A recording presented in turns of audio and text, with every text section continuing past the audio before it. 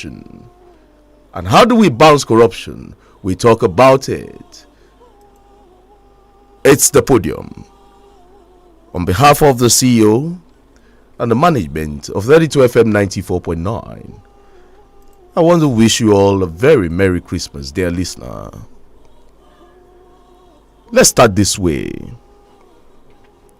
Not long after the return of democratic rule in 1999, following 15 years of uninterrupted military rule, Nigeria witnessed a troubling wave of political assassination. Political assassination became an instrument of settling political scores in Nigeria. Although some of the killings were discountenanced as ordinary murders, the timing of killings leaves no doubt that they were politically motivated.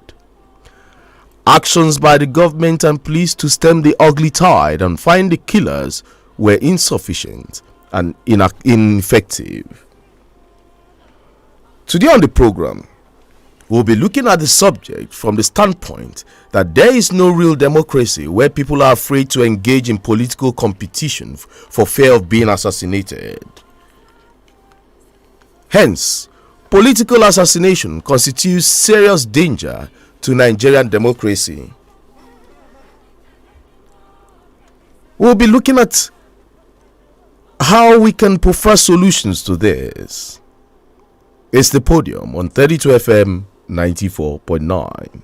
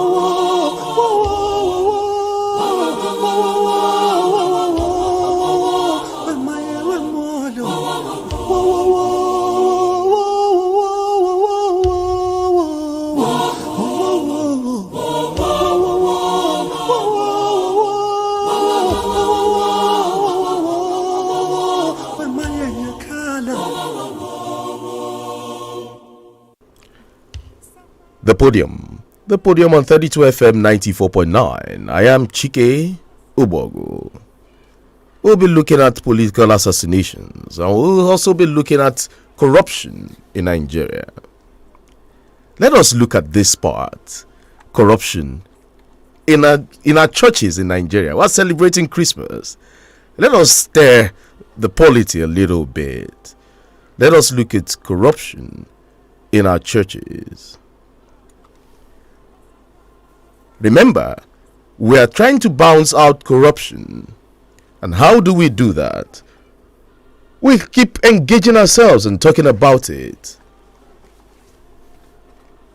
Corruption has eaten deep into the polity of the Nigerian state in all spheres. When you come to banking sector, the health sector, education sector, now we're looking at the religious sector. We're looking at churches, corruption in churches. Recently, or in recent time, Professor Patrick Lumumba talked extensively about corruption in churches. Professor Patrick Lumumba, what did he say about corruption in churches? Let us take a listen to Patrick Lumumba on corruption in churches.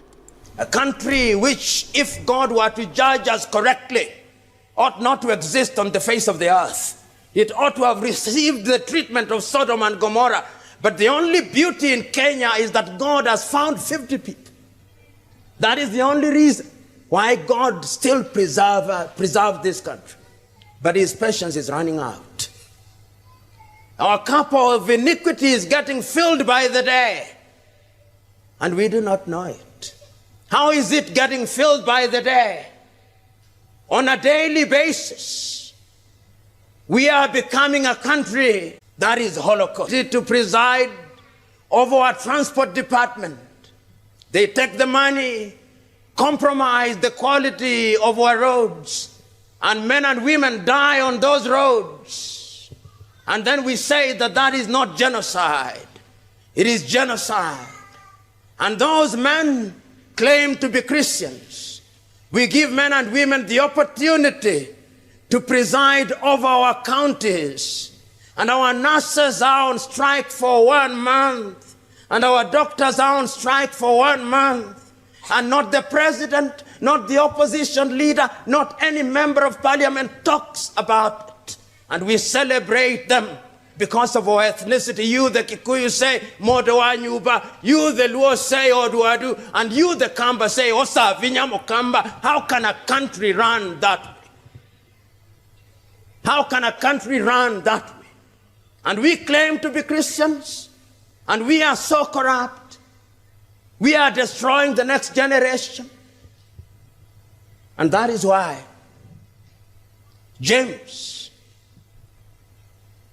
in the book that was read at chapter 5, verses 1 to 8, tells and warns them that you oppressors, the gold and silver that you have acquired shall corrode.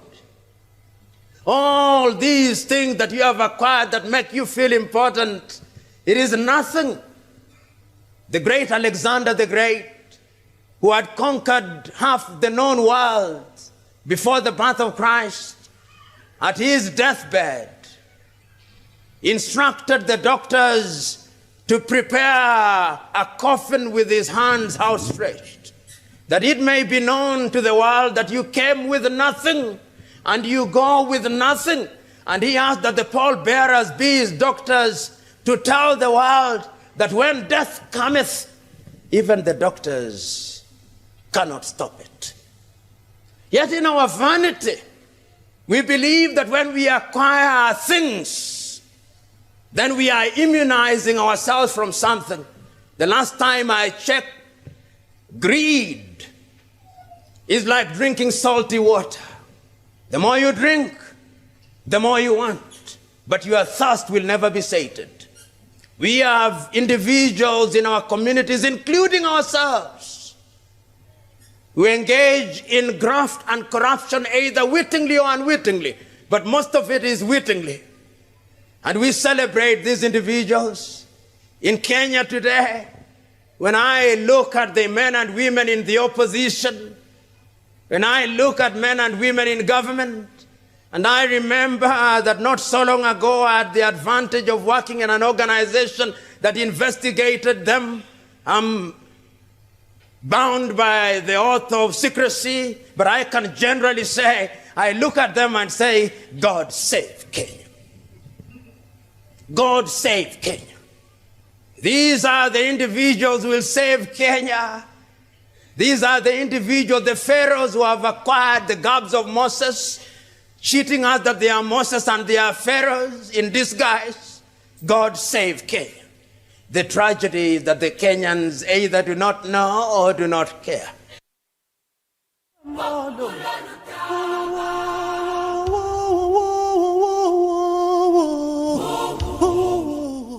Professor Patrick Lumumba speaking there. He is still speaking. The church says it's the light of the world. However, corruption seems to be the darkness enveloping the church and the country generally. We'll go on a short break, and when we come back, the podium continues. Remember, it is #Bounce Corruption. This is proudly supported and sponsored by Yaga Africa. Bounce Corruption. Stay tuned, don't go away, still the podium on this dial 32 FM 949 Ibadan. Kérésìmesì wọlé dé wẹ́rẹ́ ẹ jẹ́ ká jọ dámúso. Nínú ọdún tí ń bẹ láyé tí Kérésì lọ́yàtọ̀ ó bá dùn alárí. Bẹ́ẹ̀ni èmi ọ̀nàrẹ́bù àbáyọ̀mí fágbénró bíbíire tún kí gómìnà wa ìlú fẹ́mi lóyè aláàánú mẹ̀kúnnù adarí rere ọlọ́lá jùlọ onímọ̀-ẹ̀rọ ṣèyí abíọ́dún mákindé kú ọjọ́bí ìgbà ọdún ọjọ́ kan. bákan náà èmi ọ̀nàrẹ́bù àbáyọ̀mí fágbénró bíbíire mo tún kí gbogbo ọmọ ìpínlẹ̀ ọ̀yọ́ ẹ̀yin ti bíbíire people's vision association hope also needed foundation kú pọ̀pọ̀ sísìn ọdún kérésìmesì àsìkò ìmúra ọdún tuntun ọdún ayabo. ọdún tuntun tó ń bọ̀ lọ́nà bàbá ajá ṣojú ẹ̀mí wa aboyún ilé bíjìbíjì rẹ̀ bàbá ajá ṣojú ẹ̀mí wa.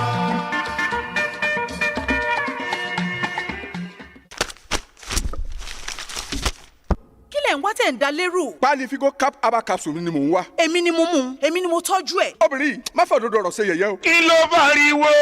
obìnrin yìí ló tọ́jú páálí figo cap aba capsule mi. èmi ni mo tọ́jú ẹ̀. má ṣe bẹ́ẹ̀ àyà mi kí ní àwọn òṣè máa lò lóòótọ́. ẹ tún máa gbọ́ ohun tí bàbá àgbà náà tún ń wí. èmi kan ó dàgbà débi mọ́ lábẹ́. kò yé ni figo cap aba capsule tó bá lò tó kan sára àwọn ìjòyè ìlú lò wọ́n ṣe ṣàdánkátà ọmọdé yìí má dírẹ́sì kò mí. kúnlé àrà pharmacy lópòpónà Queen Elizabeth ládojúkọ UCH Ìbàdàn, Danax pharmacy lópòpónà Fájuyì Adámàsìngbà Ìbàdàn, Gilead pharmacy Challenge Ìbàdàn, Good pharmacy lópòpónà Adéọ̀yọ́ hospital Ìbàdàn. ó tún wà ní gbogbo ilé ìtajà oògùn kárí orílẹ̀-èdè Nàìjíríà 08038606858 08038606858.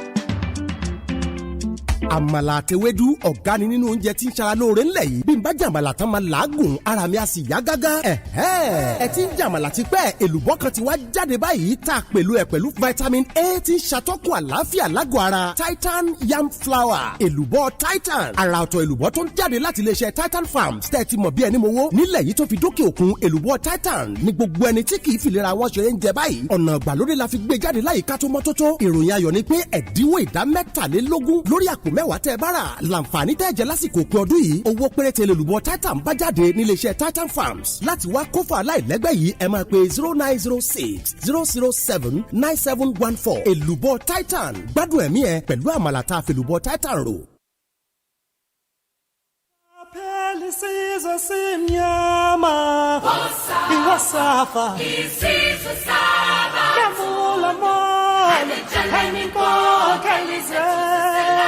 Mayewe modo Pasapasa pelisizo simnyama Iwasafa Isizo saba Avula mo Eminko kelize When mayenga kala Pasapasa pelisizo simnyama Iwasafa Isizo saba. Welcome back from the break. It's still the Podium on 32 FM 94.9, the station where joy resides.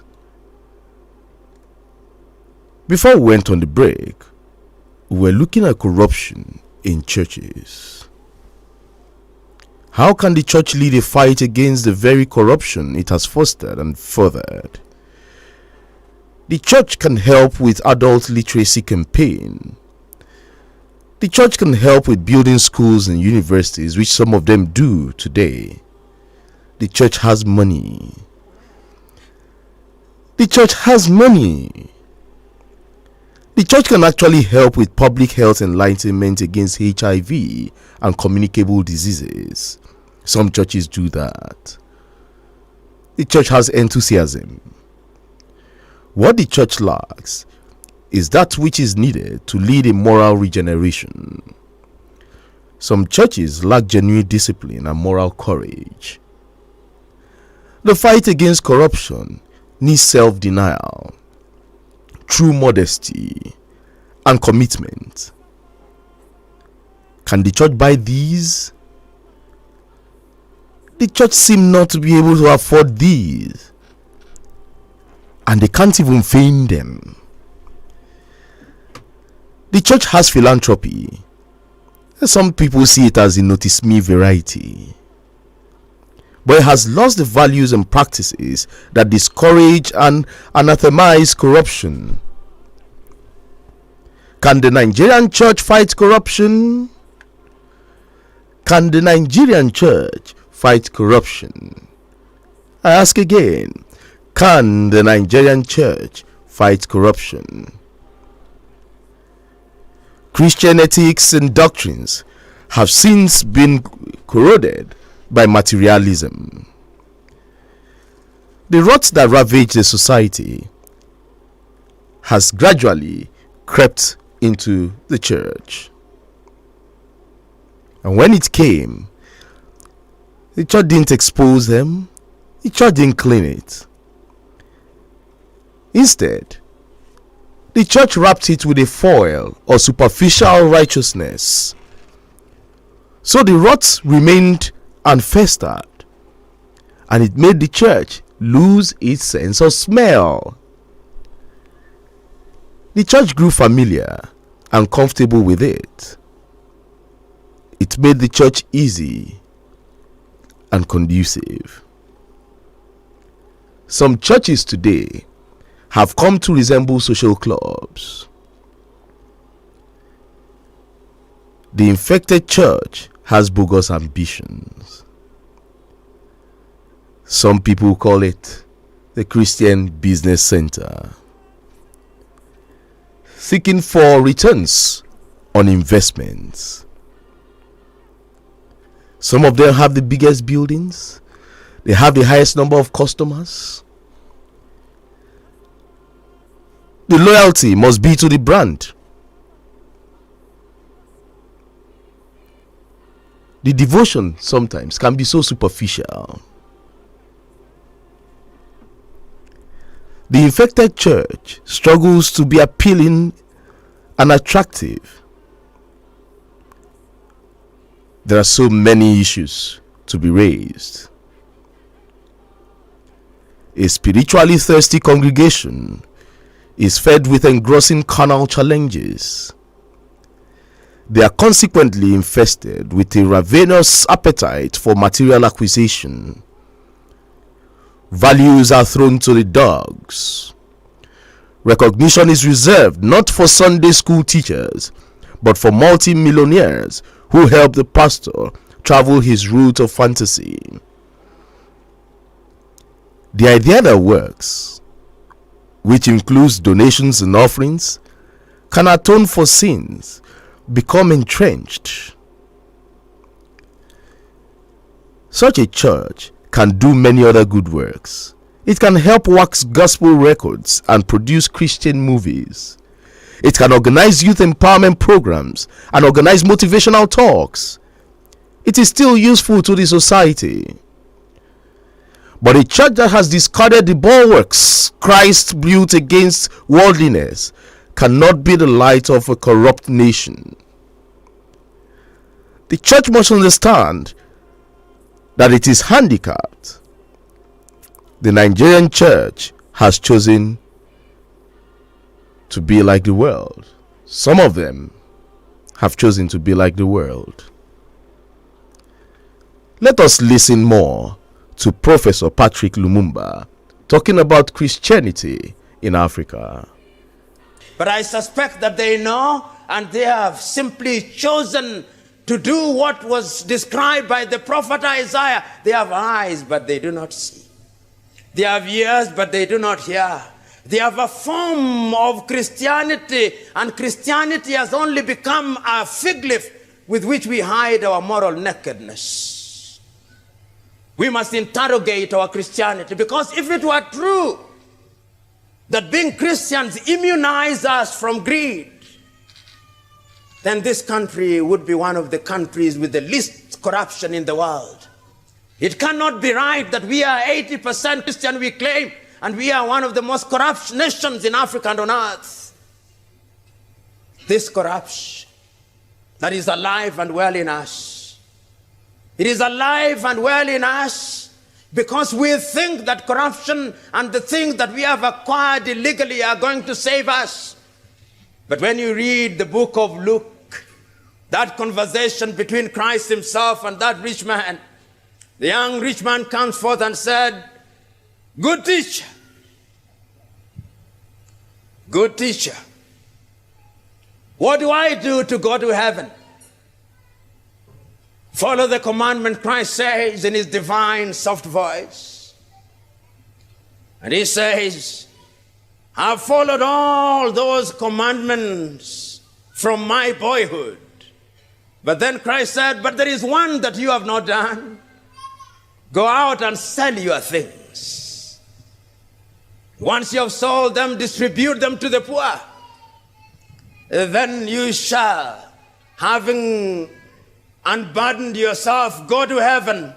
And the young man goes out, possibly shaking his head and saying, now I cannot go beyond that point. And Christ possibly pointing at him and telling his disciples, I tell you, how difficult shall it be for a rich man to go into the kingdom of God? It would be easier for a camel to pass through the eye of the needle than for a rich man to get into heaven. Christ is not condemning wealth. Christ is simply condemning the worship of wealth. Because the same Bible says that you should have enough for your children's children up to the 4th generation, but by the sweat of your brow. By the sweat of your brow.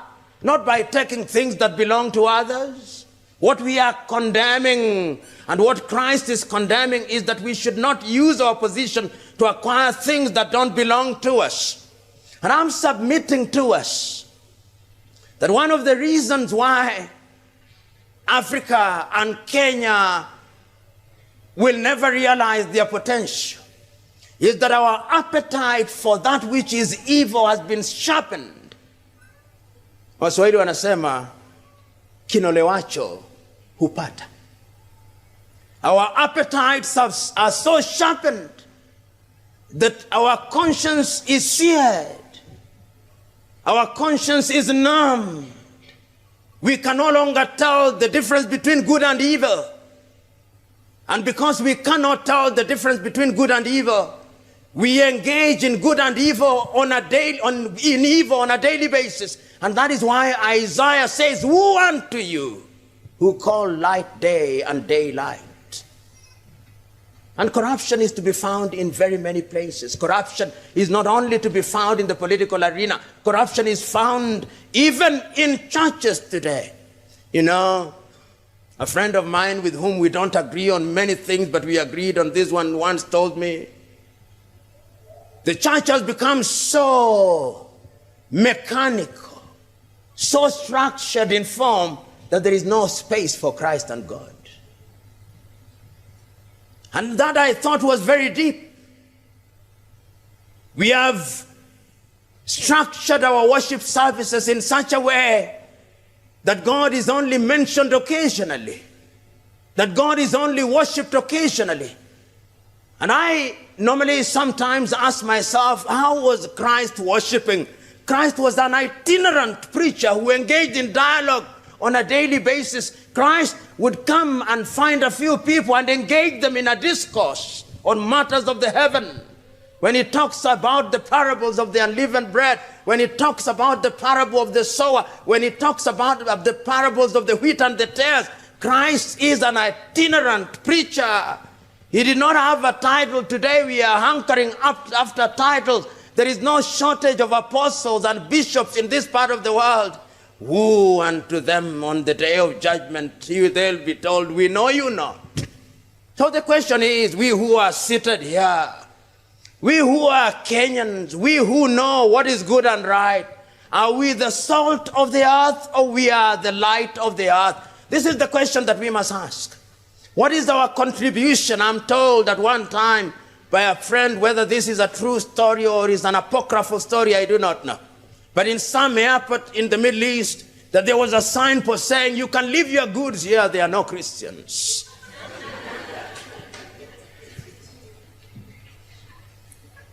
There is a sense in which that statement is made tongue-in-cheek, but it has a hidden meaning. I'm sure that even in this church, when you are making an altar call, the pastor finds it fitting to say, as you come for the altar call, you ladies, take care of your bags. Because even within our ranks, Satan is alive and well. Within our ranks, Satan is alive and well. Every corner we turn, Satan is alive and well. Remember that temptation is always there. Even Christ himself was tempted. So that what Christ is telling us to do, he also went through. He had the agony. I keep on saying, before Golgotha, there was the agony at Gethsemane. There is no Golgotha without Gethsemane. And there is no resurrection without Gethsemane and Golgotha. So there is no triumph without temptation. It is your ability to resist temptation that defines who you are in these matters of corruption. And I know many thieves in this country. There is no shortage of thieves in Kenya. There is no shortage of thieves in parliament. They are there, and they are also good men there, but few. Recently, on national television, a member of parliament from a place called Sirisia, I do not know his name, that member of parliament, but he was asked about corruption, and he said on national television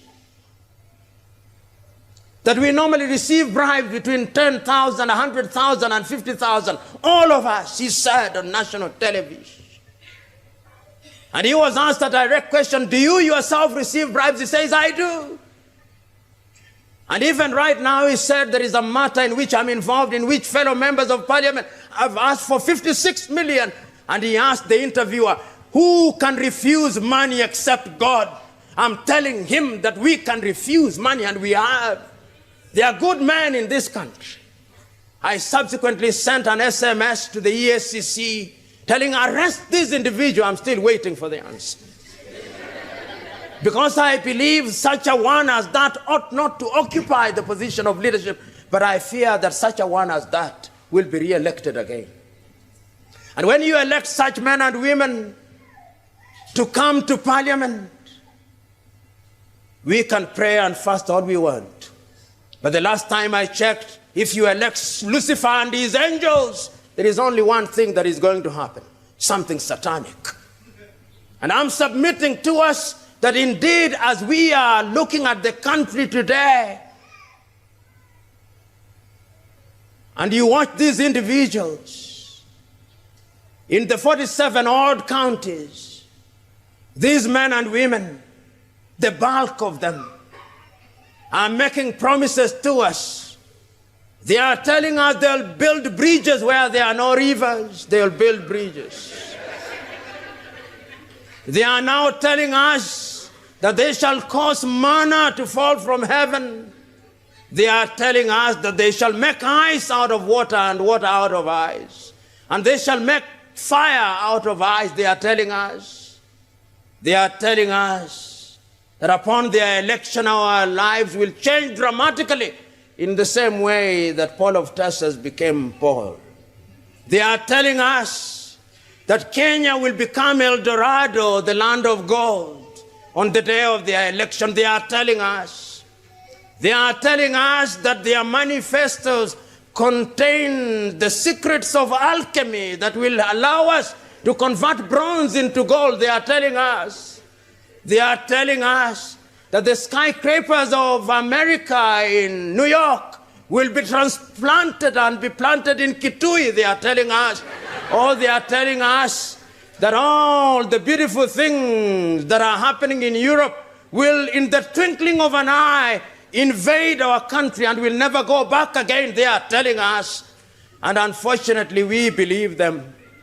We believe that they are latter-day alchemists. We believe that they are latter-day Simon the sorcerers. We believe that they are going to part the Red Sea of our lives. We believe that they shall erect pillars of fire to separate us from latter-day pharaohs. We believe that they shall knock stones and water shall come out of them. Who betide us? Those things will not happen. Because the last time I checked, an elephant only begets an elephant. How can it therefore be that a rabbit tells me that he'll beget an elephant? How can it be that hyenas are now telling me that they shall give forth lions? It cannot happen. It will not happen. And we believe it. We are co-authors of our own misfortune. We are co-authors of our own misfortune. The Bible is so clear that thou shalt reap what thou art sown. But what are we sowing now? I want each one of us, because corruption is not only restricted to bribes, no.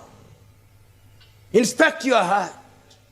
In the little things that you do in your office, when your child does not have a pencil at home, do you take a pencil from the office to take it home?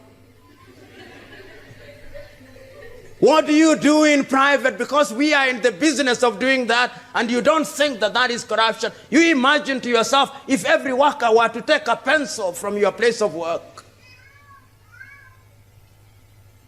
Those of us who love this country, which country is great in prospect, we must begin to say something. You know, whenever I've talked about corruption, I've always said that there are two ways of dealing with the corrupt in this country. To tell the king and the queens that they are naked, there are two ways of doing it. One of the ways is to be found in the synoptic gospels, and is what I call the way of John the Baptist. You go out into the agora and shout, "You Herodians, you have an illicit affair with the wife of thy brother Philip. Thou stands condemned." You say so in the agora. You will be arrested. Then there will be a dance at which Salome will dance so well.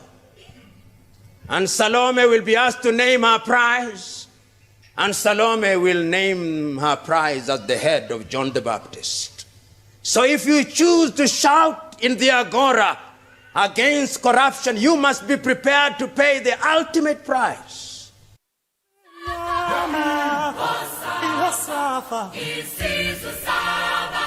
What is the ultimate price for paying for corruption? Professor Patrick Lumumba speaking there. He's still talking. You get to listen to more. Remember, this segment is sponsored by Yaga. And we're looking at #bounce corruption. How do we eradicate corruption, even in the church? Jesus Christ was selfless. He was simple, and he was charitable. The Nigerian church is self-aggrandizing, frivolous, and exorbitant. The church cannot affect the rot because it denies its own rottenness.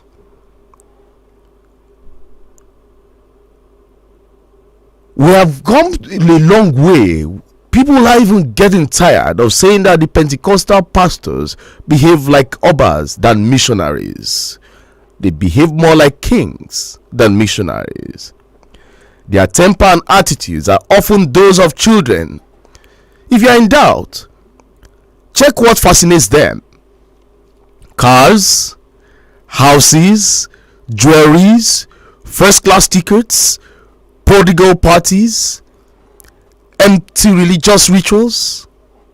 All is vanity, and arrogance have chained the church to the flesh.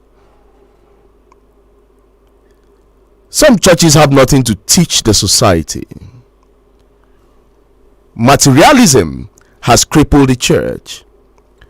But the church's greatest enemy is that which has its future in a chokehold. False, watered down and counterfeit doctrines. A church that is engrossed in earthly ambitions must dilute the gospel. Prosperity is good. Yes, prosperity, very good. But the Bible makes no mistake in saying that meekness, kindness, gentleness of the Spirit, and brokenness are the fruits of the Spirit. The church cannot fight corruption until it returns to its values. The return has to be both theoretical and practical. The restoration of the essence of Christianity must be the starting point. The privatization of the church must end. The church must be structured along the selflessness of Red Cross rather than profit-seeking mentality of capitalists and entrepreneurship. Self-denial, abasement, and self-effacement must be the guiding principle of church leadership. The church must lead by example. The church must espouse truth and exemplify transparency and accountability. The concept of instant gratification, the concept of returns on investments, it must be discouraged amongst the fellowship. When the Nigerian church becomes a church again, then it can lead the fight against corruption by inviting others not to listen to it, but to emulate it. We'll go on a short break, and when we come back, the podium continues. You get to listen to more from Professor Lumumba. Don't go away. It is hashtag Bounce Corruption, and it is Yaga Africa.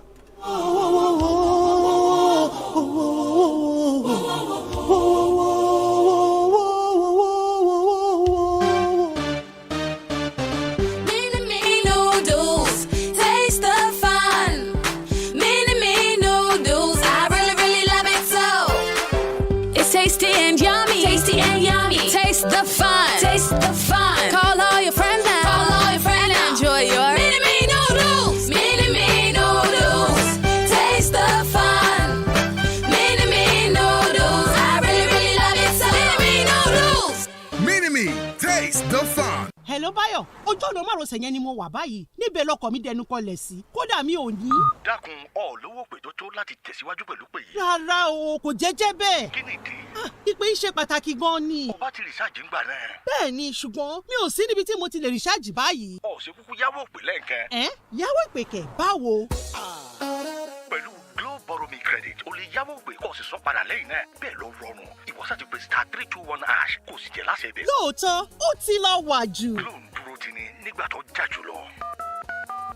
Báyọ̀, bí mo ṣe ń sọ lọ, ọkọ̀ mi dẹnu kọlẹ̀ níbi. Sọ̀rọ̀ báyìí, sanwó lẹ́yìn náà pẹ̀lú Glow Borrow Me Credit. Glow Unlimited. Wetin this woman arrange for me this morning? Oh yeah, Gary. This one dey new, sha. You give me Gary, you no put sugar. Sugar dey inside the Gary na. Make not dey here. It dey inside. You for don't tell me that one na. Oh yeah, Gary. Darling, no, you too much. Really? Oh yeah, Gary. No look another place so. Everything dey here. Oh yeah, Gary is 50 naira and it comes in coconut and banana flavor.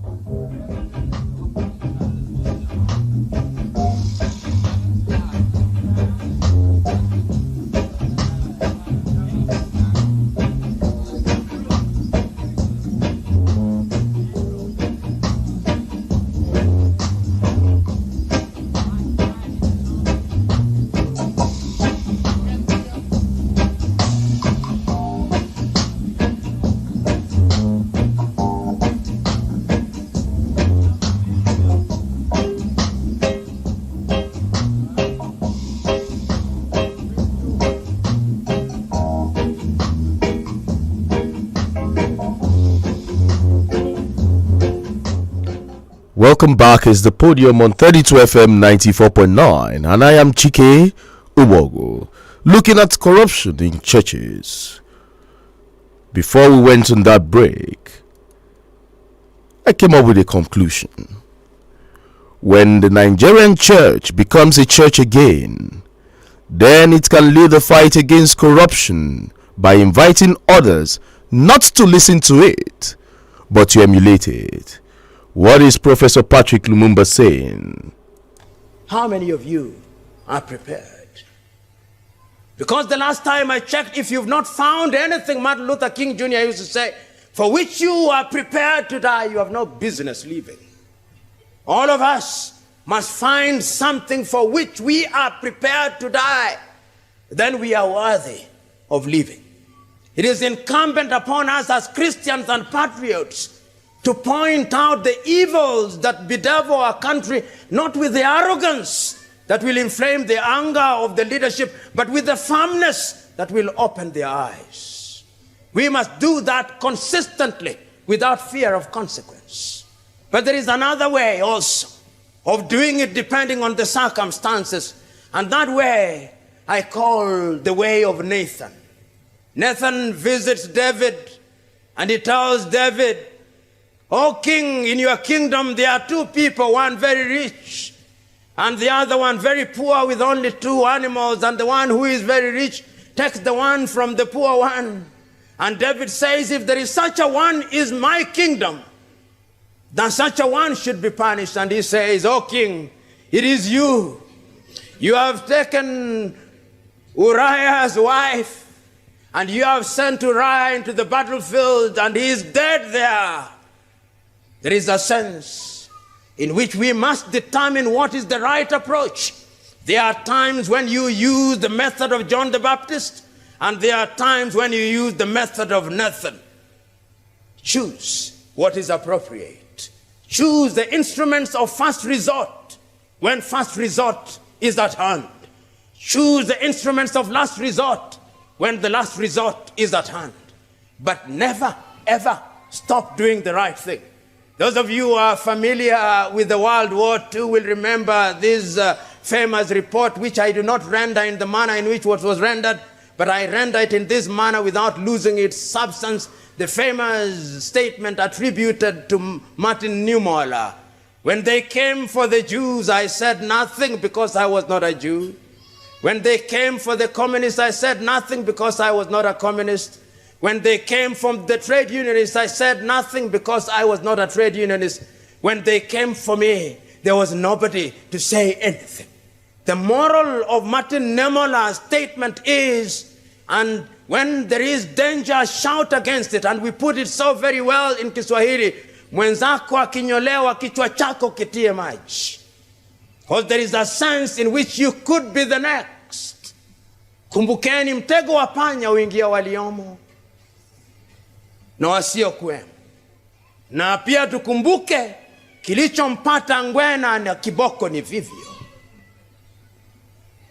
So let us never imagine for one moment that we are safe.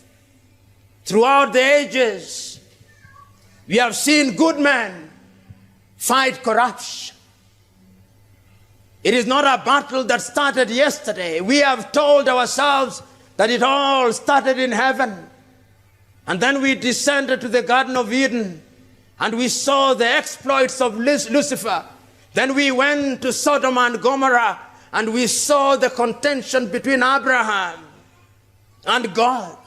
And it did not stop there. We saw Moses grappling with Jannes, Jambres, and Dathan. And it did not stop there. Our own Christ is tempted, being told, if you only agree to worship me, the entire world will be yours. And Christ says, no, the only one to be worshipped. And it did not stop there. Even our own Christ was betrayed on the basis of 30 pieces of silver. But there are good men throughout the ages who have demonstrated by word and deed that when the chips are down, they are prepared to pay the ultimate price. That is how I understood the story recorded in the book of Daniel, the story of 3-4 young men, Daniel, Hananiah, Mishael, and Azariah, known to us much more famously as Shadrach, Meshach, and Abednego. When they were performing in the household of Nebuchadnezzar, they were given different names. They were told to worship an idol made 6 cubits wide, 6 cubits long. And they were told, you've got to worship it, and they refused. And a fire was lit 7 times over. And the Bible records that those who threw them into the fire were consumed immediately. But when they went in there, they said, the God that we worship will rescue us. But even if he does not, we shall not bow unto you. And within a few minutes, we are told that there was a 4th man in the fire. And Nebuchadnezzar said, but I threw in 3 men, but I now see 4. And the 4th one is like a son of the gods. We must always create an environment where the 4th man comes like a son of the gods.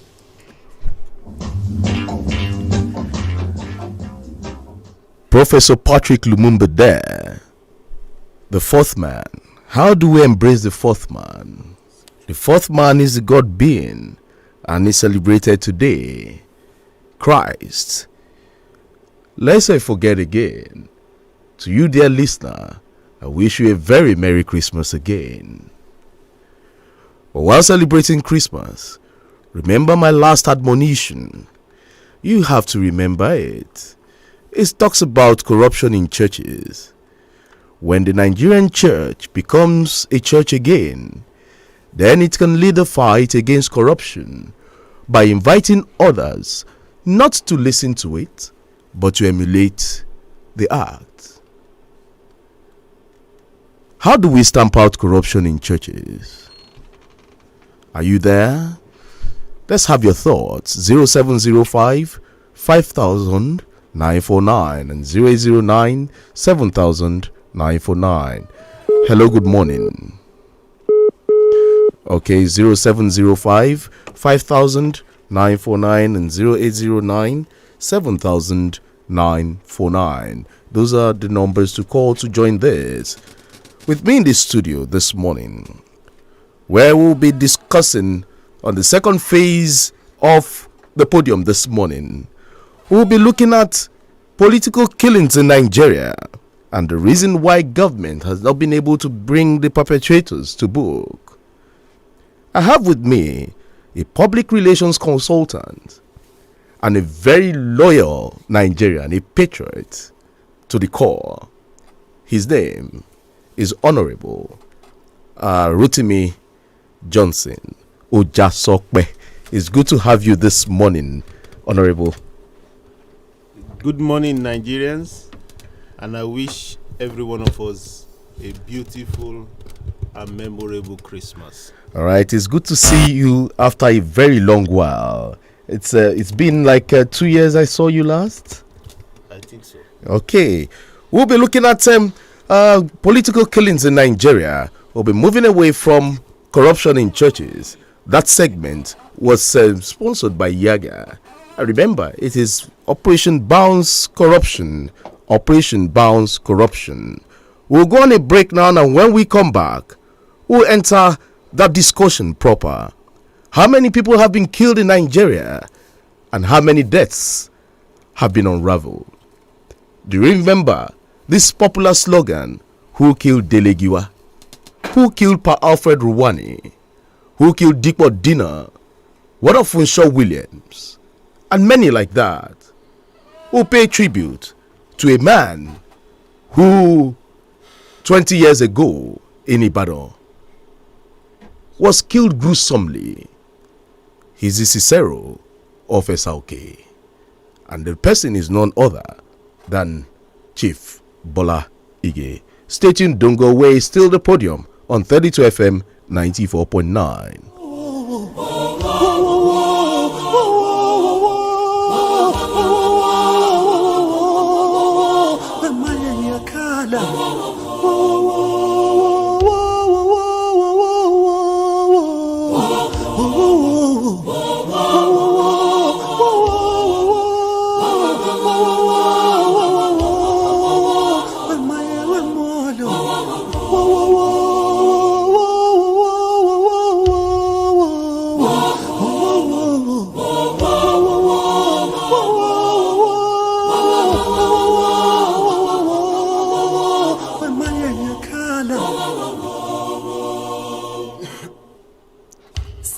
All right, welcome back to the podium on 32 FM 94.9, the station where joy resides.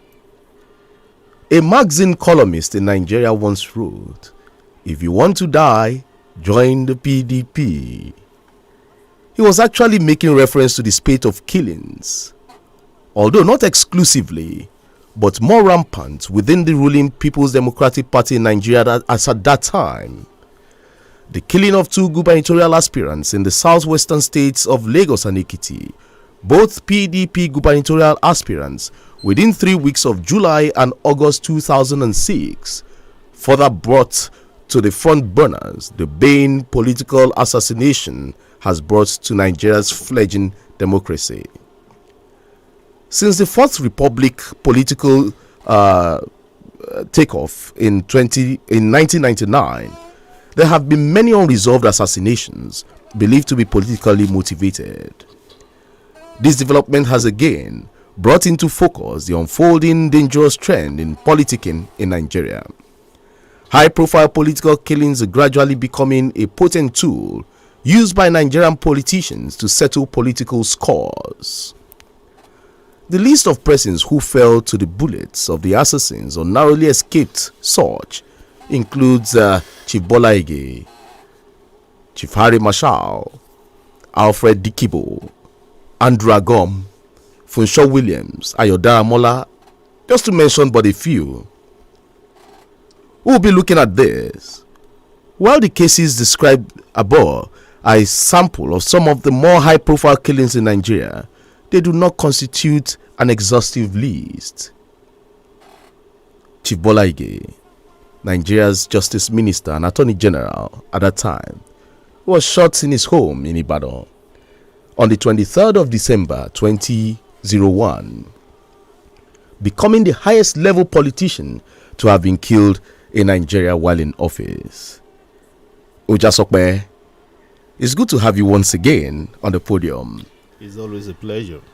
Looking at political killings in Nigeria, aren't you worried that even today, every day you open the pages of the newspaper, you no longer see political killings alone. You see mass murder. People, you hear 40 people killed today, 30 people tomorrow, 20, and then you keep asking yourself, when will this end? Are you not worried? Well, let me start by saying, you quoted someone as saying that if you want to die, join PDP. That was then. I know you're a PDP man. Now, that was then. Yeah. But now, if you don't want to die, don't be a Nigerian. Wow. That's deep. Seriously, killings can happen anywhere where justice does not prevail. You can't stop someone from having that evil intention. But what actually prevents crime in any society is knowing that you may commit this crime, but you can't go scot-free. So if any society doesn't have good justice system, then any kind of heinous crime can be perpetrated and go scot-free. Having said that, political killings in Nigeria is not new, and all over the world is not new. But what becomes worrisome is the fact that you don't get anyone convicted for political killings in Nigeria. Yes. You don't even see anyone standing trial for reasonable length of time, because initially there may be speculations and suspects, rounded up, but before you know what is happening, they get bailed out and they even contest and win elections. Some of these so-called suspects seem to have godfathers. That you come out today, they come, the police parade them as suspects, and tomorrow you don't hear anything about them. A case study, Frayo. Well, we have to be very, very circumspect. Initially, many of us were distracted by that case, and it's part of the game anyway. The distraction, the diversionary measures were part of the game. They were part of the game to change focus towards the right direction, so that people will not, put on their searchlight to the right, to the main issue. suspect. So I think that was a diversionary measure. That was a diversionary measure, because eventually nothing could be established. There was no concrete link. Because if you look at, I'm even more particular about Chief Bola Ige, because growing up, that was one of the people I was looking up to as a political leader. I started my primary school in Ibadan here, and I partook of the free education.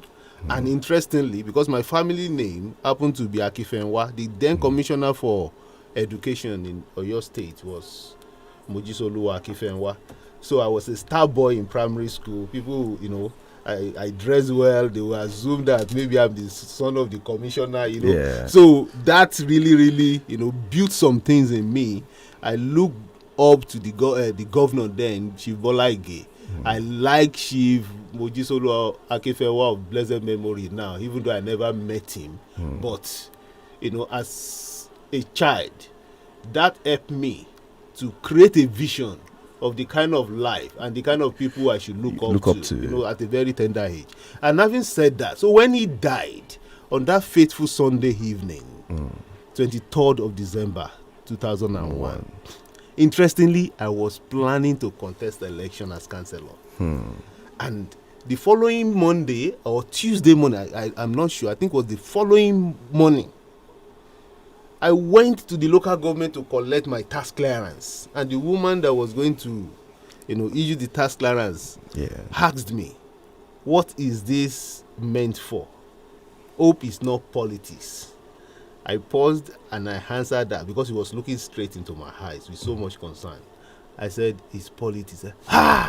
Ìwọ ọmọ yìí, ṣé o gbọ́ pọ́n ti pa Bọ́lá Ìgè ni? Ìwọ náà tún fẹ́ lọ kórí sí.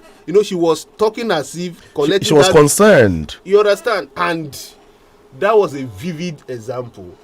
The kind of apprehension from friends and family, because it became so somehow that once you join Nigerian politics, you are enlisting to die anytime. You're signing your death warrant. That was how serious it was. But I will tell you categorically that the situation is getting better. The problem now is not politics. It's not political killing in Nigeria. The problem is blood on the streets. Because then you are a politician, you fortify yourself, you go from one mountain to another, you fast, you pray, you do all sorts of things. But now to survive as a Nigerian, you even have to do all those things. When you go out in the morning and come back in the evening intact, oh my God, it's Thanksgiving. So, and having said that, we now look at this issue of political killings and why many of them go unresolved. Like I said, political killing is not new anywhere. John F.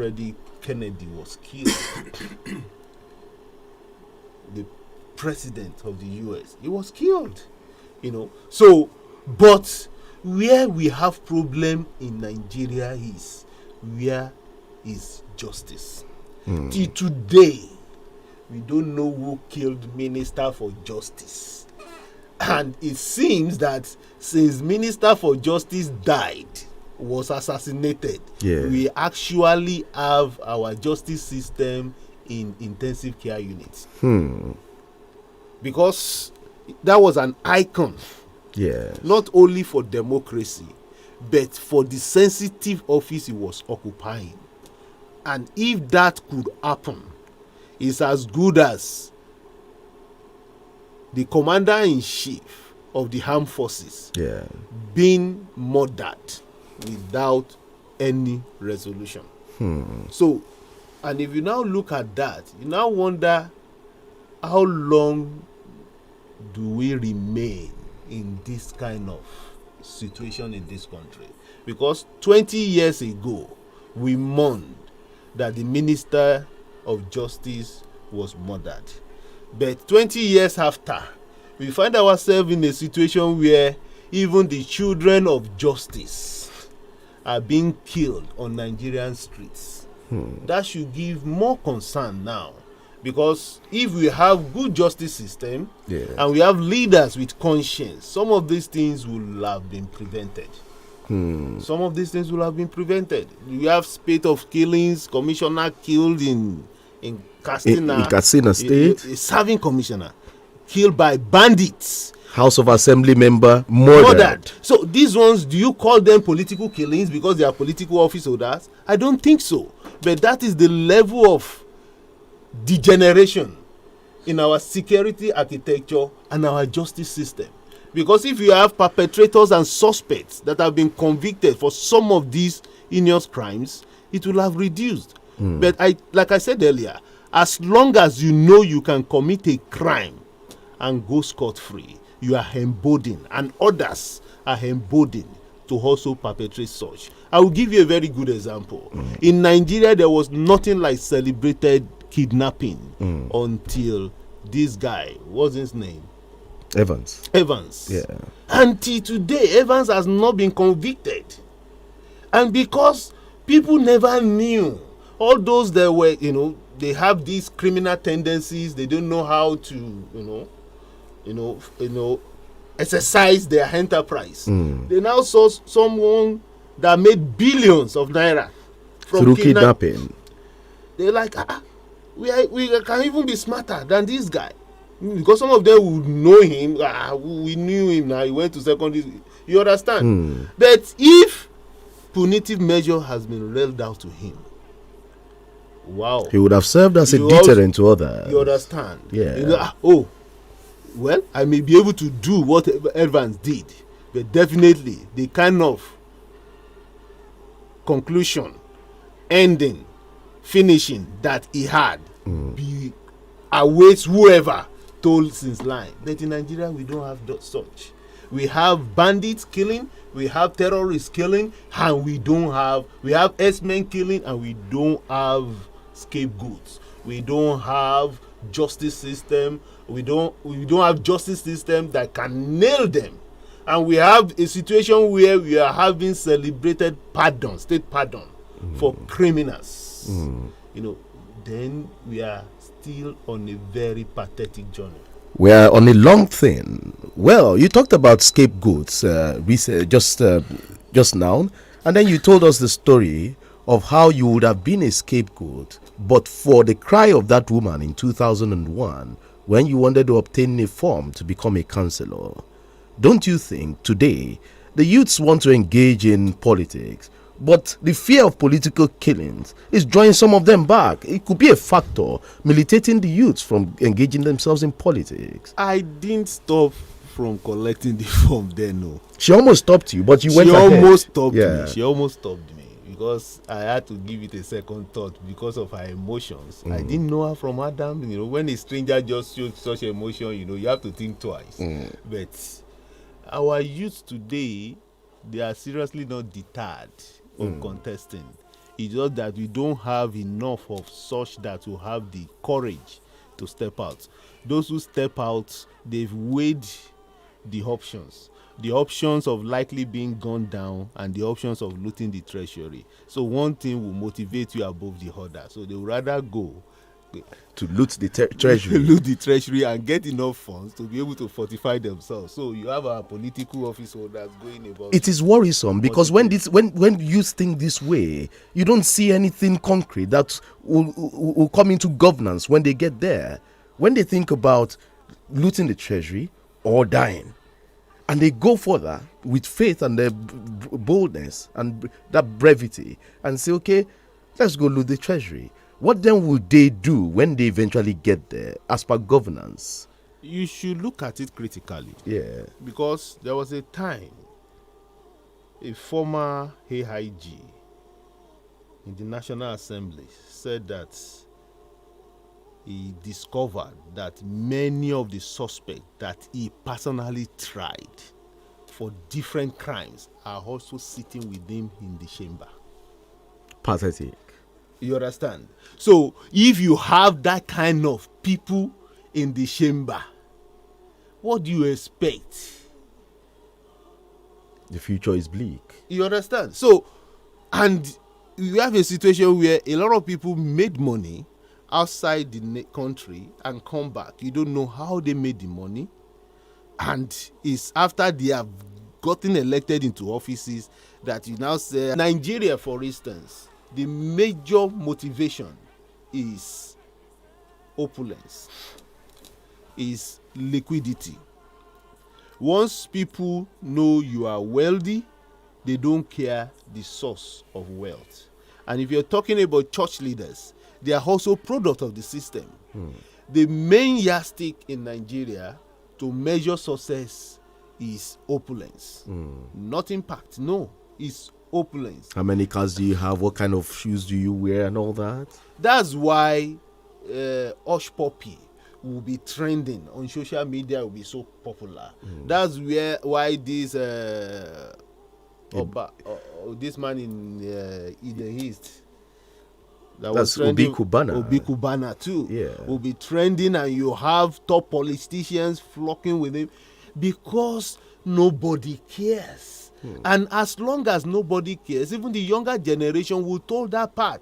Let me make my money anyhow. Yahoo, embezzlement, ritual killing, it doesn't matter. The society will celebrate me.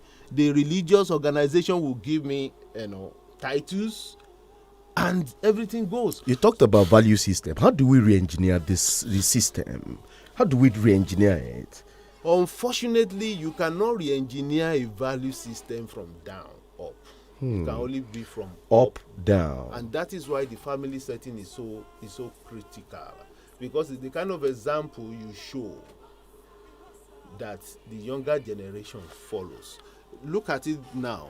In our system in Nigeria, we have relegated mentoring.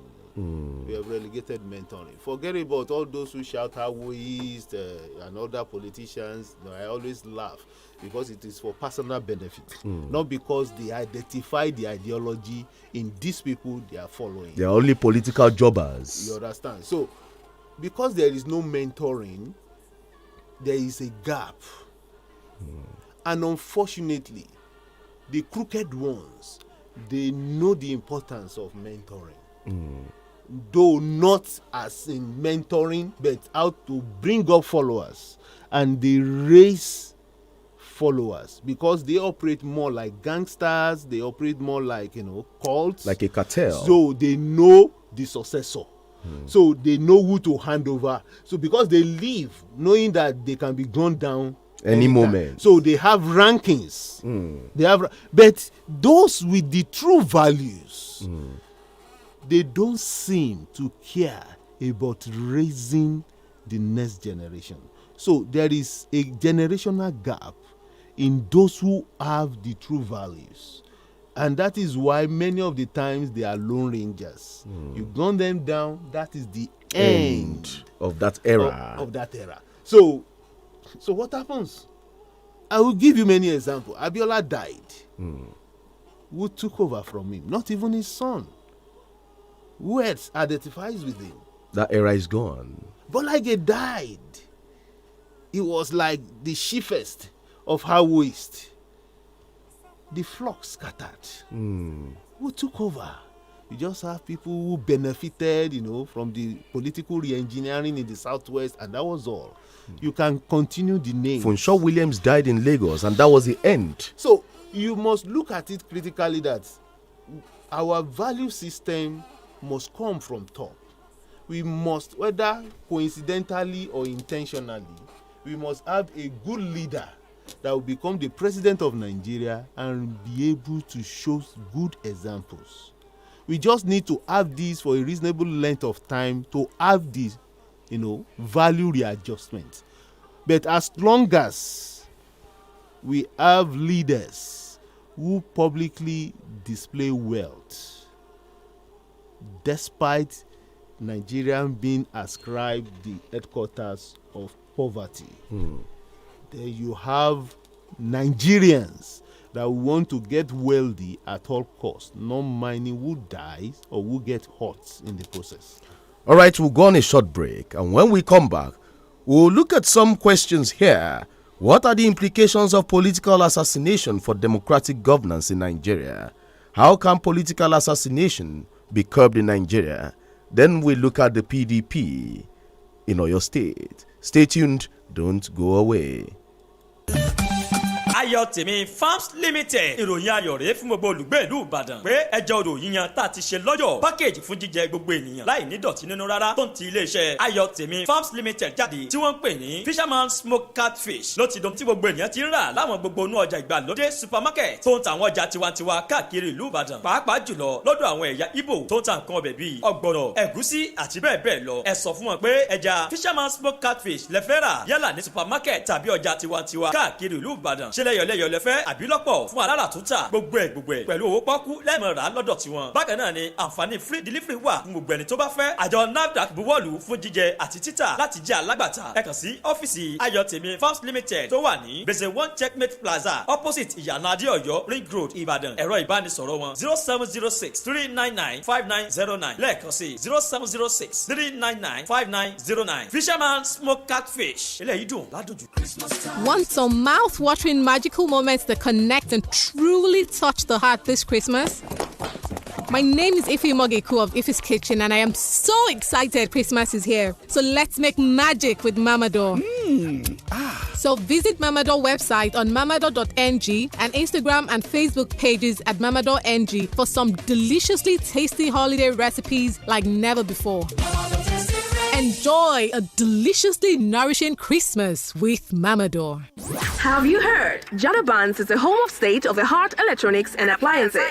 In this day and age, living and working has become so much easier with the aid of technology. It is therefore important to have a sure plug for appliances and electronics to avoid wasting money on fake products. Jadabans is the trusted plug when it comes to home appliances, games, and accessories, sound systems, smart TV, phones, and iPhone wristwatches. We also buy and sell all series of new and UK used iPhones. Buying from us is so easy. All you have to do is check the desired item, make payment, and you get instant delivery. We also offer easy buy for Android phones only. Check us out today via www.jadabans.com. Our office is at Merchants Building, opposite Queen Cinema Building, Dugbe, Ibadan. We are also available in Oshogbo, or give us a call on 0816-600-9112 and 0704-385-1816. You can send us a mail at jadabanseCurrency@gmail.com. Jadabans, state-of-the-art electronics and appliances at affordable prices.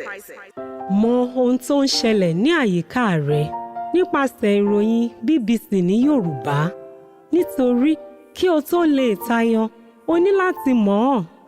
Ní ìmísí pẹ̀lú àwọn oríṣiríṣi ìròyìn láti ibi àti káàkiri àgbáyé. Nígbà tí o bá ní ìmọ̀ nípa ohun tó ń lọ ní àgbáyé, o lè ṣe ohunkóhun. Mọ ohun tó ń ṣẹlẹ̀ ní àyíká rẹ. Wá BBC News Yorùbá kàn. Ibadan, your family and friends are about to have the biggest laugh this Christmas. Laugh Up Live on Stage 20.0, the Faji Experience. Let's do this.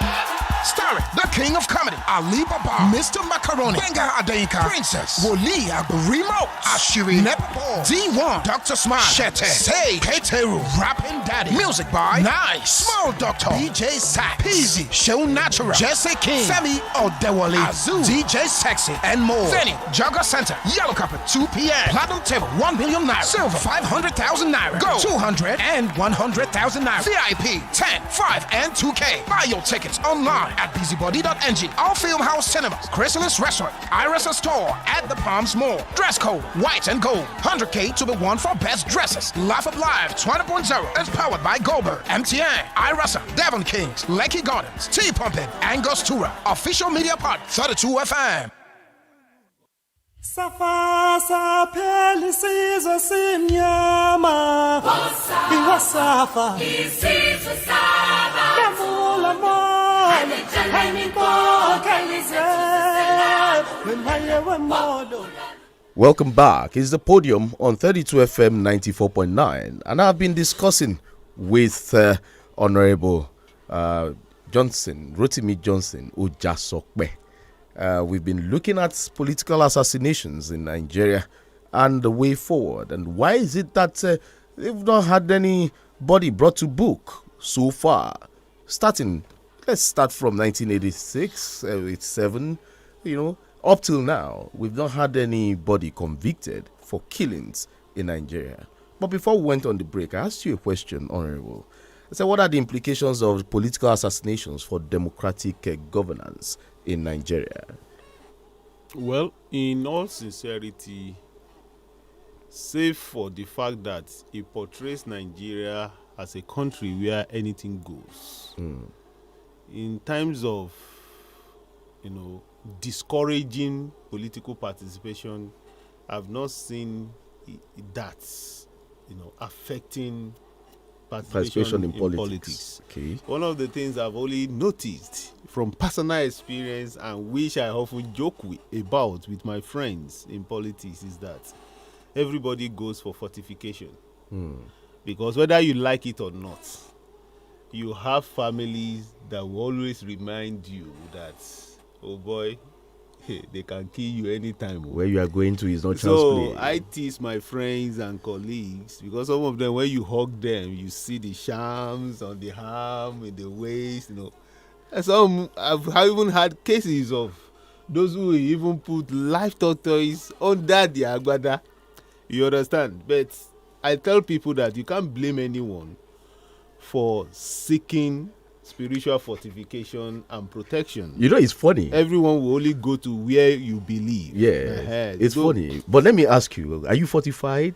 Yes, I'm fortified. You think I will not be fortified? I'll be going about. So you also wear all those things when you go out? My fortification is invisible. It's invisible. My fortification is invisible, and it is tied to the Lord that died, that was born on a day like this. Oh, your fortification is in Jesus Christ. It's in Jesus Christ. Invisible. It's not. So when you hug these people and you feel all these things, and they look at you as being mere mortal, this man is just walking empty. No. When you talk about your fortification, it goes beyond just saying it. They too have seen some things, character you've displayed, your attitude, your behavior. Your invisible fortification. How far has it taken you in the murky waters of Nigerian politics? I will give you a very good example. There was a time we're going to have local government congress at Ibadan Northwest. That's my local government. And naturally, I'm a very punctual person. I didn't know that my name was one of those penciled down to be seriously beaten. Seriously dealt with at that congress. I didn't know. But somehow, that morning, Saturday morning, I felt I should visit a friend at Dugbe, and I was there just gisting. Eventually, very unlike me, and my colleagues that planned the beating were calling me. Where is this guy? I was looking at their call like, I don't want to go, Jare.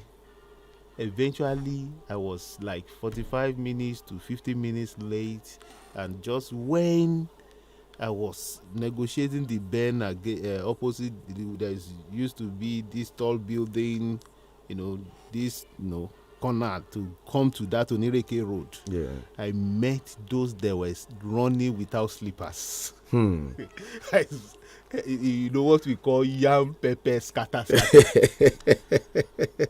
And I was like, oh, no wonder. Somehow I just felt in my spirit that, what am I rushing to go and do there? Your fortification spoke to you. There is how the Spirit of God works on your instinct and your sensitivity. You might not be able to explain it until after some events have happened. Oh, no wonder. You might just be going and you have a terrible flat tire, something. There is how God, in Yoruba land, okay, kakaki omo olore jin si koto. No mono. I will explain that.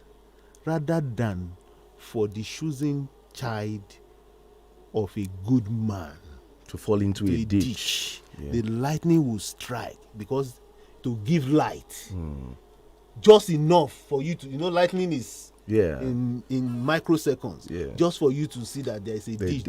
That's the same thing that happens. So you don't need to carry anything. And the Bible says the weapons of our warfare are not carnal, they are mighty through Christ to the pulling down of strongholds. So they are not physical things. So I don't believe anybody can kill me if God has not appointed it. And I will not do anything that will deserve killing. You are a member of the PDP in Oyo State. Let's move to another discourse. You are a member of the PDP in Oyo State, a staunch member. And then we'll look at PDP in Oyo State, January 1st, 2021 till date. Has it been so far in the party? There's been rancor, there's been this faction, no faction, parallel Congress, parallel World Congress, local government Congress. We have 2 chairmen, one is recognized, one is not recognized. INEC this, many. Point of correction. Yes. We don't have 2 chairmen. But the Olokwenyo faction had their own chairman. You said it was had. Yeah, they had their you people had your own faction too, had your own Congress at the Adamasingba Stadium. See, let me tell you something about politics. Yeah. Politics is all about interest and it's all about game. Yeah. It's a game about interest anyway. So the Olokwenyo faction, they had to demonstrate their strength to be able to establish their interest. Unfortunately, it was not successful. You don't hear anyone going about parading him or herself as the chairman of another PDP in Oyo State. You don't. Because the outcome of their factional congress was not productive at the national. So it was not considered at all. So the usual, you only have factional chairman when you are still hoping you become substantive. But the national convention has come and gone, and the true chairman of the party has been established. So even the so-called factional chairman happens to be my Egmon, and I always tease him when I want to relate with him that. Has he joined the mainstream? No, they have not joined. He's still. I just call him indefatigable factional chairman. I say you are not serious, because he knows that it ended already. So they are still displeased, disgruntled, aggrieved. That's what they used to describe them. Aggrieved party people. Are they the core members of the PDP? Because the argument is this. Now, the argument is this, because I spoke with a couple of them. The argument is this, that they are the core PDP members, that the faction of the governor are those that were created out of a coalition before the governor came into office. Well, that's erroneous. There's nothing like that. There's nothing like that. The governor joined PDP in 2005. Yes, I think he first joined PDP. And left for the ANPP. Then he came back to PDP before going to SDP. Before going to HDP and came back to. So if you're saying that core PDP, what describes core PDP? What they were saying in essence, or what I think they were saying in essence, is that they were the one. They were holding the PDP structure before he came back from SDP. Is that true? Of course, there were some people on ground in PDP. Why were they under the leadership of Senator Teslim Folari, PDP there, because he was the PDP candidate for 2015. So he left PDP. We came in, and there was amalgamation of the structure with that of the SDP. So Engineer Sheri Makinde was able to garner more people from the PDP to make sure that they come in, they form a bigger PDP, which was why, and they took over the structure, which was why Folari left for APC. So if you're talking about core PDP, what are you making reference to? Because majority of the leaders and the party's executives were also from the PDP.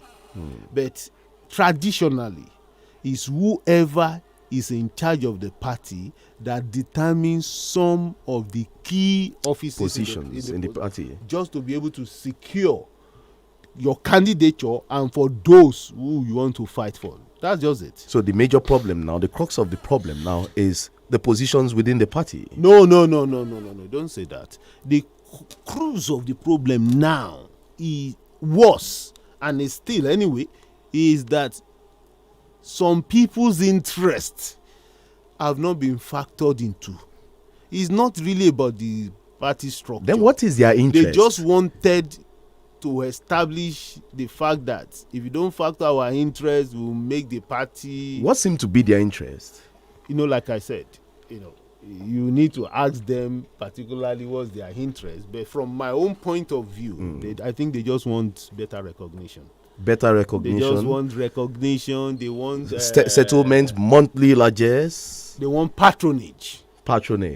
So now they want more patronage. Let me put it this, because it's not as if there is zero patronage.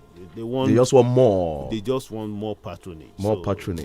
That's just it. That's just it. And I think with patience, they can accomplish that. Your party should be on its toes now, because the APC is gathering momentum. Sincerely, I wish we are on our toes. Because APC is not gathering any momentum. They are not in a position to make us be on our toes. You think so? Yeah, no. They are not sleeping too. They are not sleeping in bed. 2023 is around the corner. They are not sleeping in bed. It's more like they're dreaming. APC is not yet there. I wish they are there, because it's always good for the democracy. I wish. And I always tease them. I have many of them as friends and Egmont, and I tease them that they have not woken up. They have enough problem to face they don't have time for PDP. Occasionally they will come out of the slumber and make comments, but that's not the really, virile opposition that. So APC is not a strong opposition in the state right now. Not yet. What if they are, re-strategizing and putting their house in order? No, they claim they are trying to do that, and in attempt to do that, they are having so much conflict presently. That's why I said not yet. When they get to that point, we all know. Let me tell you, let me give you a secret about opposition. Yeah. I've been in opposition for a very long time, so I know what makes opposition very, very, strong. You must have one leader whose ideology and comments you all rally around to build on. For many years, what I write or comment are from the body language of engineer Seyi Makinde and some comments he makes. And when I'm going to attack the incumbent, then they were also from his comments and his body language and policy decisions he made. But in Oyo State APC presently, there is no one identified as a leader. So there is so much division among them that even if, let's say, Teslim Folani makes a comment now, only his own follower will rally around him and buttress whatever he has said. If Adeolu Akande says something now, the same thing with Alao Akala. So when you have that kind of decision, you only have pockets of groups in the party. They are not speaking as representative of the party. Unlike if the leader of the party, known leader of the party, makes a statement and every other person in the party aligns with it, then you're able to give the incumbent. Then you say that you're putting the incumbent on their toes. Was this this whole thing, this analogy you just gave out now, is it as a result of the demise of the former governor who used to be the leader of the party in the state, Ajimobi, not being in charge? When Ajimobi left, APC seemed to crumble in Oyo State. Yes, because before he died, there were divisions. Although they were also moved to reconcile, and unite the forces in the party. But evidently, because the divisions were existing before he died, the division were not challenging his leadership of the party. The divisions were wholly challenging his monopoly of the party structures and some other things. So, but when he now died, we now have multiple leaders in the party, and no one is willing to submit to the order, because fortunately or unfortunately for them, unfortunately for the ruling party, virtually all the leaders in the party wants to be the governor, wants to be the candidate in their party. So that is a very strong divisive force for the APC. And that's why I said not yet a strong opposition party in Oyo How State. long does it take a political party to, get its arch rights, ahead of an election? Well, it depends on the personality of the leader. I will give you an instance. I think it was in 2007. No, it was in 2011 that I Chief Ladoja contested Under the Accord Party. Yes. And it was just few weeks to the election. And it made a sizable impact. A very notable impact. That's an example. And you have instances where the candidate has even emerged for a very long time, yet Nothing to show for it. So it depends on the personality of the party leader or the candidate. If you are a unifying factor, people will rally around you, in which case they see you as someone in whose aspiration they can also have leverage on. Yes, they will rally around you. So it's not really a time factor. But in Nigeria, it's also a money factor, because you'll have to spend so much in a very short time. So since it's not a time factor, sometimes it's a money factor, and then the personality, especially when it comes to having a good leader. So you're now seeing that the APC does not have any of these apart from the money factor? Yes, they have the money factor, and the money factor is even the problem presently, because in a situation where, like I tell my friend, that we often meet on radio stations together, I tell him often that their problem is they have too many strikers. Too many money bags. So, and most of the times when you go to World Cup with too many strikers, egoistic strikers, you don't get to win trophy. Individuals just want to showcase their talents, and eventually they don't score goals. So I said, all your aspirants, they are all money bags. No one is willing to submit to the other. So everybody wants to shine and get the golden boots.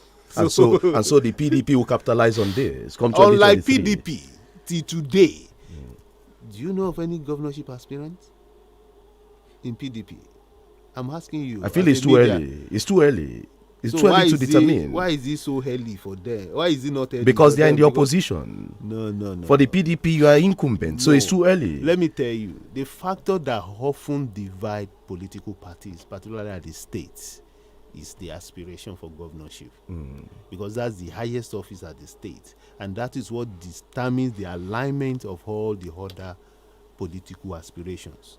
So if I look at you now, you're going for governorship in my party, and I'm close enough to you to show that, okay, if you have the party structure, I'll be able to actualize my own dream too, of winning an election, whether at the state or at the federal. I also look at, okay, suppose I don't even win. If you win, I will get an appointment. I will align with you. And that's the same thing that happens for every other person. And that is why everything I say, everything I do, will be in support of the one I'm aligning with. So until someone eventually emerges and others consent to the emergence, they see him as the unifying factor and good enough to help defeat the incumbent, you still have that division in the party. So it depends on who eventually emerges. Look at 2015. When Senator Folarin emerged, some people pulled out. Some remained in the party and prefer to work against their own candidate in the party, because they didn't see him winning the election. They didn't see him as a unifying factor. Unlike in 2019, when Engineer Seyi Makinde became the candidate of the PDP, we have people from other political parties coming to join PDP. One of them, Senator Kola Balogun, who came from what's this? ADC, to come and pick the senatorial ticket. We have the deputy governor who came from ADC to come and pick the deputy governorship candidate ticket. So, they came because they saw him that joining this man, we have better prospects than where they were. That was the GSM effect. You understand? Yeah. And when we eventually won the senatorial seat, the hope of winning the governorship, because we have defeated the Araba of APC, you understand? So the hope of winning the governorship became, very brighter. And that was why the coalition was feasible. And when we had the coalition, victory became so easy. So that is what happens. If you don't present a candidate that others will say, okay, this person is still approachable to me, this person has good intention, then my personal interest too can be actualized through this man. You don't see them coming out successful. No holds back now. Let's say it as it is. As a member of the PDP, Engineer Seyi Makinde has been governor since 2019. Can you criticize his government? I will tell you categorically that even those who are aggrieved, they have not been able to criticize his government. Even those who are aggrieved. How much more me that I am not aggrieved? So the governor is doing well. The governor is doing well. I tell people, whether online, whether on live or whatever, I tell them that even the aggrieved ones are not condemning his government policies. They are not condemning governance. They are wholly not happy with the share or patronage. As far as governance is concerned, I always say it boldly and openly that if you have somebody that wants to challenge me, I'm willing. I have not seen leadership demonstrated at the governorship level like this before in Oyo State. I've not. You can't criticize him because you feel he's doing well. Very, very well. He's doing very well. When it comes to security, people have complained. People complained. Yeah. And still complaining. Well, I'm not aware they're still complaining. Many people are complaining. I'm not aware they're still complaining. Your state seem, especially in Ibadan here, something happened at Molete last week. Something happened at Foko recently. People killed at Foko. People, lives lost in Molete. People are running away from their homes because of armed robbery. And then you say the governor is doing well when it comes to security. Now, let me explain something to you. Because when we talk about security, yes, security situation in the state, got bad after the NSAS protest, which was understandably the same situation all over the country. Situation got worse since then. But you must also look at it that even before this incumbent administration in Oyo State, what were the situation on ground? We had the 1 million boys. We had this guy at Foko that later died. We had many of these, violent groups in Oyo State that were also known to government. So to them were like authority on their own because they were also having patronage. Some of these, gang leaders were given vehicles by government before this administration and recognition, which this administration would not do. Because when you encourage gangsterism, invariably you are reducing the potency of government. It's a matter of time. They will take over. So it was in reaction to lack of patronage that the spate of violence first went up. But you see today now, there's nothing like 1 million boys again. These same Foko guys, I've forgotten their name. Ekubemi, led by Ekubemi, he's dead too. Yeah. These people sacked us from a live rally 2015 at Makbo. I've never been that scared all my life. At a point I was using my hand to cover my head to prevent bullet. Then I remember that hand can't prevent bullet from entering. So I ran like, but the truth is, the security situation in Oyo State is a lot better now. It's a lot better now because the S-men killing and the Barakwa Okeogun problem, they really painted us. They were a really challenging period. But if you look at it critically, that the past 6 months or thereabouts, you've not had anything in that line, then this pocket of violence from areas in Ibadan, that one is not new. That has always been.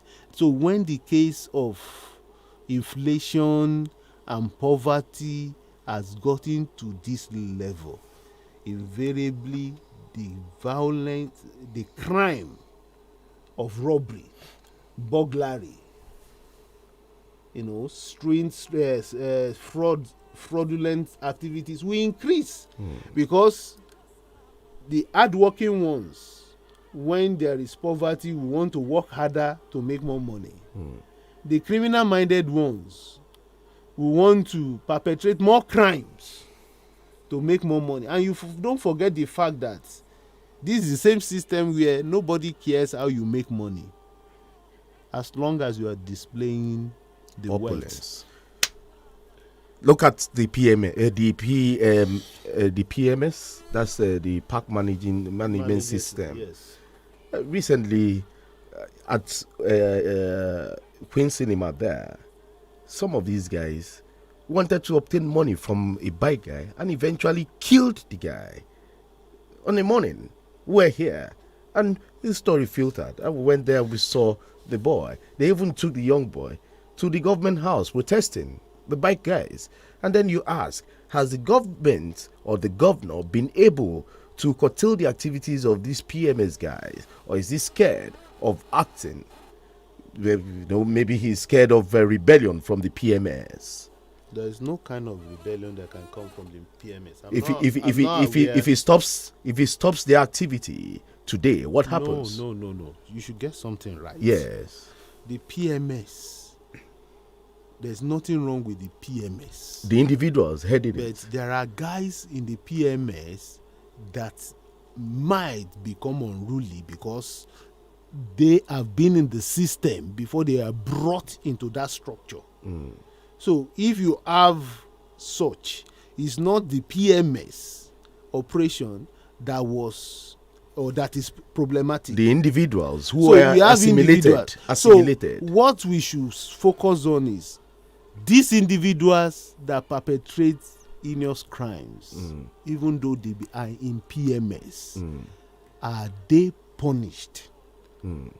Because where they are is not the reason. Just the same way you find policemen that will also kill, extrajudicial killing, So it is possible anywhere. A killer is a killer, whether he is in any anybody that can just, mercilessly terminate another person's life. But the concern is whoever perpetrates such should not go scot-free. So what I would expect, because I'm hearing this particular case for the first time, what I would expect is, what was the outcome? The guy that killed a bike man, is he still at that point or behind bars? We're still waiting because for that's why we're talking about justice. We're still waiting for investigations. That's why we're talking about justice. Anybody that is found culpable should be put behind bars. It doesn't matter whether he's a uniform person or he's a PMS person or even just any other person. Where or who you are doesn't matter. If you break the law of the land, you should be held accountable. Simple. So you have all these people that came. Some of them, most of them, were from the former union. They only pledged allegiance to someone and saw opportunity to belong to the structure and be still relevant, and they all came in. So it's understandable, but the truth, and in alliance with what we have been discussing, is justice. Justice. Who kills should be handed over to the law enforcement agents, and if that is not done, I think everyone should raise eyebrow. Kunle Adelowo on Facebook. It's okay. Well done, Honorable Ojasope. He is speaking the facts. Good morning to you, Ayodele Olawi. Honorable Rotimi Johnson is nailing it. Governor Sheyi Makinde and PDP will inflict more electoral defeat on APC in 2023, given the laudable achievements he has recorded in less than 3 years in office. APC is never a threat in Oyo State. Okay, that's coming from Ayodele Olawi there. But Kiss on Nodiran, yeah, well, your greetings well acknowledged. Sulaiman Yusuf, Joy Temi Tokwe, Adeleke Oluwatoyin, Vicky Toria. Okay, that's your messages are well received. And here, Adewale Rapchori Kafar, good morning to you. Wishing you a Merry Christmas. And there, he said, we should not forget the purpose of Christmas for rice and chicken. Know what love is. Share, live, and practice it. Okay, you can join this conversation. 0705 5949 0809 7949. You want to ask Honorable Ojasope a question? Go ahead. Hello, good morning. Hello, good morning. Your name and where you're calling from? Good morning. I'm Balkis from Monoton. Okay, Balkis, let's get to hear you. Hello. Hello, go ahead, Balkis. Good morning, Balkis. Okay, good morning. First of all, I want to commend the guests you have on the show. I really enjoy the analysis. And when you mentioned that he is a member of the PDP, I was like, wow, he must have got the right candidate. I just want to commend you, the presenter and the guests in the studio. You are doing a nice job. You have a wonderful day. All right, thank you so much. Thank you for calling the radio stations. 0705 5949 and 0809 7949. Those are the numbers to call. You can share your thoughts, ask your questions. If you have reservations, make it open. You were a former media aide to the Senator Mohammed Kola Balogun, MKB. Yeah, MKB. And something happened. I'll get to that. Hello, good morning. Let's get some call. Hello, good morning. Good morning. My name is Nzadawo from Amuluko. All right, let's have your thoughts this morning. Yeah, I want to commend the guests on the station, in the room. All right. The government of the day has done very well. They have done very good work. Yeah. But I want them to improve on primary school education. It is where I could score them low. Though they are trying about the teachers, but about the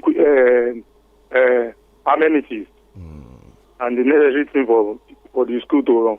All right. I want them to improve on that. All right. And about the security, yes.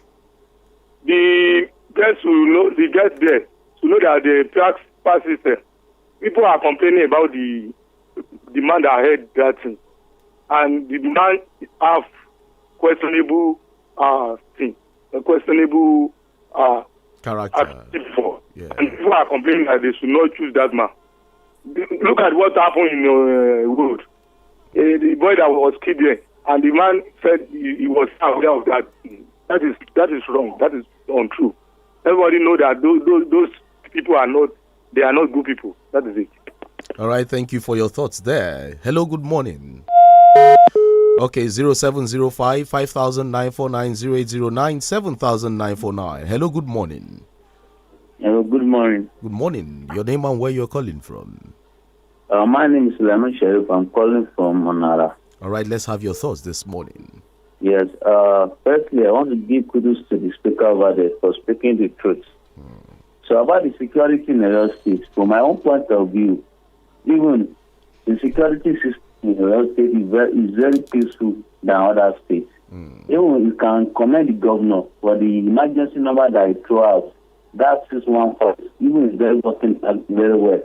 Because such events happened in my area 2 days ago that someone just dialed that number and emergency corps and security agency arrived immediately to return normalcy. So that means if you see something, you should be able to say it and authority do something on time. So we need to commend this present government on that security aspect by doing the needful. All right. Thank you for calling. So you might continue to succeed. Thank you. Thank you for calling.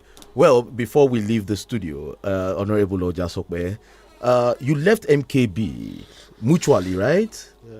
Mutually. Nothing happened. Because when that story came out, you said you didn't want to comment on it. Well, I always like to use the analogy of Premier League. You always have a mother club. So I was only on a loan. You're on loan? To the MKB club. So what's your parent club? So my parent club is Omitutun. Omitutun? Where I was playing before I was, contracted out on loan. So you are back to Omitutun now? So I'm back to my mother club. So the important thing is that I have regular, play time. Right now. So that's the important thing. Honorable, it's good to have you. Today is the governor's birthday. Yeah. On behalf of 32 FM, we're wishing the governor a very happy birthday. As the executive governor of your state, Engineer Oluwaseyi Abiodun Makinde is also your principal too. Yes, Shaki is agog now, celebrating the wonderful performing governor for your state, and I use this opportunity to say a blessed birthday to him. Thank you very much for featuring on the podium this morning. It's always a pleasure having you, Honorable Rotimi Johnson Ojasokwe. I hope I'll be able to see you very soon. We have to discuss more on the podium. We open up issues more on the podium very soon, hopefully. Thank you for featuring this morning. It's always a pleasure, Chike. My name is Chike OGBOGU. It's the Christmas season. Make sure you spread love, live in peace and unity. Remember the end point of my discourse earlier on the podium this morning. The end point is, when the Nigerian church becomes a church again, then it can lead the fight against corruption by inviting others not to listen to it, but to emulate it. Until the podium returns your way, same time, 9 a.m. on Saturday. Enjoy this Christmas period. I'll see you on the 1st of January 2022. Bye for now.